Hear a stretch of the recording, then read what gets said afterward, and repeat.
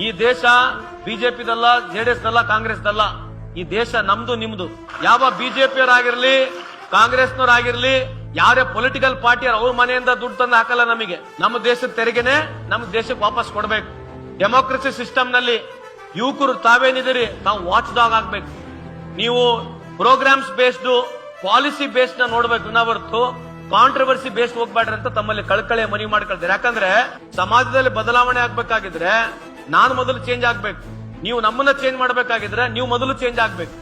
ಎಲ್ಲಿವರೆಗೆ ನೀವು ಈ ವ್ಯವಸ್ಥೆಯಲ್ಲಿ ನೀವು ಜಾತಿ ಬಿಟ್ಟು, ಕರಪ್ಷನ್ ನೀವು ಬಿಟ್ಟು, ನೀವು ಪ್ರೋಗ್ರಾಮ್ಸ್ ಗಳನ್ನ, ಮ್ಯಾನಿಫೆಸ್ಟೋಗಳನ್ನ, ಯಾವ ಸರ್ಕಾರ ಯಾವ ಕಾರ್ಯಕ್ರಮ ಮಾಡಿದೆ, ಯಾವ ಪ್ರತಿನಿಧಿ ಯಾವ ರೀತಿ ಕೆಲಸ ಮಾಡ್ತಾರೆ ಅಂತ ನೀವು ಅದನ್ನು ಗುರುತಿಸಿದ್ರೆ ಮಾತ್ರ ಒಳ್ಳೆ ಭವಿಷ್ಯನ ಕಾಣಬಹುದು.